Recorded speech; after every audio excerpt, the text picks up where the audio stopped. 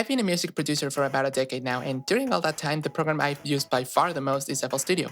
I've dabbled in other programs here and there like LMMS and Ableton Live, but I've always stuck with FL. Because of that, I know this program very, very well, and today I'm here to share my knowledge and wisdom with you. Before we start though, I just want to mention that all of this information and more can be found in the manual, and I beg of you, please go read it after watching this video. There wouldn't be any music software tutorials if people just read the manuals because all the information you could ever need is in those. I'll leave a link for FL Studio's manual in the description. However, you can also access the manual from inside FL Studio. I'll let you know how later on. Also, all the shortcuts I mentioned in this video are for Windows because that's what I use. If you're a Mac... Lastly, there are some things I'm gonna skip over, mainly things involving the plugins and effects. I want to solely focus on how FL Studio works and what its different parts do. I'll go over all the plugins in another video. With that said, let's jump right in. Starting from the top, you have your menu panel where you can open and save projects, open templates, and also export your audio. Most of these options have very easy shortcuts, so you won't be using most of this. But we'll talk about the tools section later on. Below the menu panel, you have your hint panel. It displays information about all the buttons, knobs, and sliders, so you'll definitely be looking at this panel a lot. Then you have your toolbar. Now, my button layout might look a little bit different than yours, and that's because you can edit your toolbar and customize all the buttons you can add. I suggest reading the manual to know what all of these do because it's a lot. Speaking of the manual, you can also access it from inside FL Studio by going to the News panel and clicking on the Help button at the top. Okay, so now that that is out of the way, let's go over all of FL Studio's different sections. The playlist is where you will spend most of your time. It's where you will arrange all of your patterns, audio clips, and automations. There are some options on the top left corner like adjusting the grid size, personalizing the playlist colors, and so much more. Right next to that, there are all of your tools. Once again, read the manual for more information on all of these, but the ones that you'll use the most are the pencil tool or draw mode, which is just your normal cursor, and with certain shortcuts, it can do the things that other tools do. You'll also use the slice tool to slice your clips, and lastly, the slip tool allows you to move through the contents of the clip without moving the clip itself. On the left of the playlist, you have your picker panel where you can see all of the clips in your project. You can drag your clips from there and put them on the playlist, and you can even rename and add color to your clips without having to find them on the playlist first. If you want to reorganize your playlist tracks or the clips in the picker panel, you can hold shift and scroll and it will move them up and down. It also works for mixer tracks. Speaking of which, the mixer is where you process all your sounds and add effects like reverb, delay, flanger, etc. Don't worry, you don't have to know what every single effect does just yet. I'll cover that in a future video. The mixer is divided by tracks, just like the playlist, and every track has 10 effect slots. Below the effect slots, you have an equalizer, which honestly you'll likely never use it, and there are 2 more menus below, but that's more advanced stuff that you don't need to know just yet. On the tracks themselves, you have a knob to pan audio left and right, a slider to adjust the volume of the track, a button to disable and enable the effects of the track, some stuff that's not that important and you won't need that much, again read the manual if you want to know more, and last but not least, a button to route the audio from one track to another. This is very handy if you want a sound to have the same effects as another sound but you don't want to insert the same effects again one by one, or if you run out of effect slots but you still want to add effects to your sounds, or to make bus tracks to process a whole group of sounds. The piano roll is where you'll draw and edit all your MIDI notes. It works very similar to the playlist but with a few more options specific for MIDI editing. Starting from the top left, you have a snap to scale button which will, you guessed it, snap to the scale. You can right click it to select the scale you want and you have a lot of options to choose from. You also have a button with all the piano roll tools. I won't go over these right now, but I definitely recommend you experiment all you can with these because they're really powerful and helpful tools that will make your life a lot easier and your melodies a lot better. At the bottom of the piano roll window, you have all your velocity controls. The default control is velocity, which controls the volume of your note. If you go to the top left corner of the velocity section, you'll find all the other things you can control with velocity, such as left and right panning, pitch, etc. One last little trick about the piano roll I want to mention is that if you select a bunch of notes, you'll see this icon on the right. This icon allows to change the length of all of those notes at the same time. If you left click it, it won't snap to the grid, but if you right click it, it will. Lastly, you have the browser, where you'll find everything from plugins, presets, audio files, backups, pretty much anything you can drag and drop into FL Studio you can find in the browser. You can also add your own folders by dragging the folder into the FL Studio browser or locating it from the settings. Some of you may have noticed that there's one section I didn't mention, and that is the channel rack. The reason I don't mention it here is because I don't really use it at all. It has some very useful tools like the swing knob whenever I need swing in my songs, the pads are fun to play with, and I love the graph editor, but with the way my workflow works, I just never really touch it. All this said though, let's quickly go through the basics on how to make a song from scratch. When you first open FL Studio, the first thing that you want to do is press F10, scroll all the way down until you see the default template option and choose empty. Now you can start a new project. Now when you start a new project, the first thing you'll want to do is insert an instrument or a sample. Samples are just another way to refer to audio files in this instance, so I'm just going to call them that from now on. There are many ways you can insert samples and plugins in FL Studio, but my favorite one, and the one I recommend everyone to use, is by using track mode. For plugins, just right-click a playlist track, go to track mode, instrument track, and select your plugin.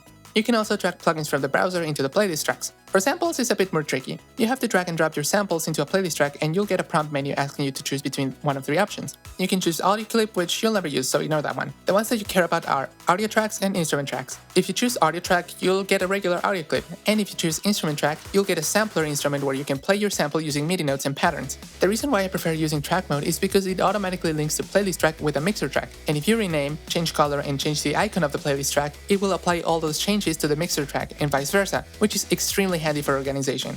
Okay, so let's say you choose to start with an instrument. I recommend starting with Flex, which lets you pick a pre-made sound that you can play with, and also 3x OSC, which is a very simple but very powerful synth. After you get your synth, you'll want to go to the piano roll and draw your notes. If you are using track mode, you can just double-click the pattern in the playlist or click the piano roll button at the top of the toolbars menu.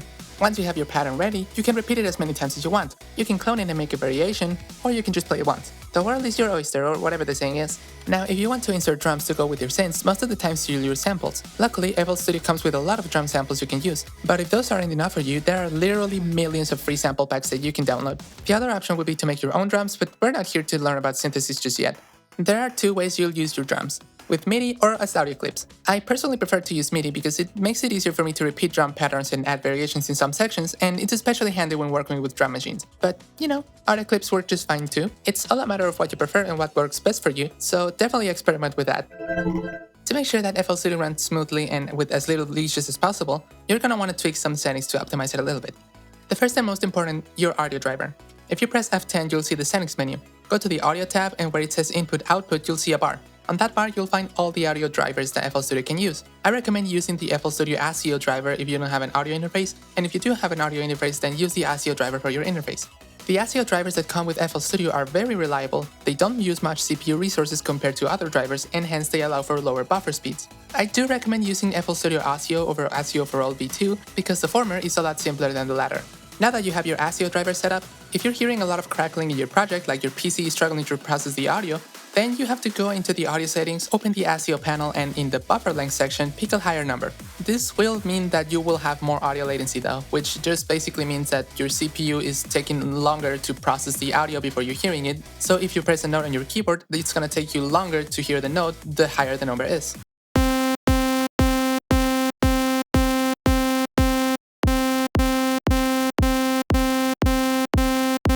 However, your CPU is not going to struggle as much, so definitely keep that in mind. While you're in the audio settings, also make sure that the mix-in buffer switch and the triple buffer buttons are on.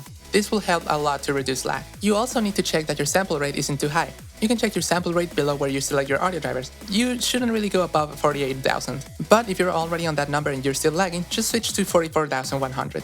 Make sure to also select the highest priority and turn on the Save Overloads button, as well as turning on all the buttons in the CPU section, except for align tick lengths. You can learn more about these in the manual. Lastly, as a last resource, if your project is big enough that it still causes lag after doing all of that, you can always go to the menu panel at the top, go to Tools, then Macros, and click on Switch Smart Disable. What this will do is that it will disable or turn off any plugin or effect that's not currently being used. You can also freeze a playlist track, which just means rendering it into audio. I also recommend that you use the plugin performance monitor to check what plugins are using the most resources and then freezing those. Now that you know the basics on how to start a song and how to optimize FL Studio, let's go over some useful shortcuts that will save you a lot of time. I will skip over some of the common shortcuts though, like Ctrl-Z for undo, Ctrl-O to open a file, etc., because chances are you already know them. So Ctrl-Z is for undo, but it works a bit weird in FL Studio. For some of you, by default, if you press Ctrl-Z again, it will redo. But if you go to Settings, go to General, and scroll down to Undo History, you'll find the Alternate Undo mode, which will let you press Ctrl-Z to undo multiple times. And if you want to redo, just hold Ctrl, Alt, and Z. When you're in draw mode or have the pencil tool selected, you can right-click to delete clips, and you can even drag the mouse while right-clicking to delete multiple clips at once. If you hold Ctrl and left-click with the same tool, you can select multiple clips and notes, and if you hold Shift while selecting, you can do multiple selections. If you hold Alt and right-click, you can hear individual clips and notes, and in the piano roll specifically, you'll see a vertical bar behind the cursor, and any note that touches that bar will be previewed. You can also double right-click with this tool to mute clips and notes, or hold left-click on a clip or note and double right-click. The slice tool is very useful, but if you need to trim a lot of clips, it can be extremely time-consuming to drag the tool up and down and trying to stay aligned with the grid. But if you hold Shift, you won't have to drag the tool and it will snap to the grid automatically, keeping all your chops in time. But if you hold Alt while doing that, then it will ignore the grid and you'll be able to chop anywhere you want. You can also right-click instead of left-click any part of the clip or note that you want to chop, and it will automatically delete the shortest part. And now that I mention it, holding Alt for almost anything will ignore the grid. Whether you're changing the size of your clips or moving a MIDI note, 90% of the time the Alt key is the switch off button for the grid. If you want to zoom in and out but don't want to readjust the horizontal scroll bar every single time, you can just hold Ctrl and right click with the pencil tool and it will try to fit every clip or note on the screen. And if you want to go back to the zoom you had before, just do it again. You can also drag the mouse while doing this and it will select an area to zoom into. While we're on the topic of zooming in and out, if you need to make your playlist tracks or MIDI notes taller, there's a little thingy at the right of the horizontal scroll bar, which is a vertical zoom. If you want to resize individual playlist tracks though, there are 3 dots at the bottom of each track, and if you click it and drag your mouse, it will resize the track. Don't like that amount of zoom though? Just press your scroll wheel click, or hold Alt and left click to reset it to its default value. This also works for pretty much every knob and slider in FL Studio. Scroll wheel click or alt click will reset parameters to their default values. Changing tools can get really annoying if you have to do too much, like when you need to chop up samples and arrange them. But there are 2 quick ways to switch tools. The first one is holding the scroll wheel click and then right clicking on an empty space, which will open up a menu with all the tools for you to select, as well as the playlist options, which you can also find in the top right corner. The second way, and my personal favorite, is by just holding right click anywhere on the grid and scrolling to the tool you want to select, although this doesn't work that well if your scroll wheel is fucked. You can also hold the scroll wheel click on the playlist or the piano roll to move around. This also works if you hold shift and right click. If you open any drop-down menu in FL Studio, you'll notice that some of the letters have a line at the bottom.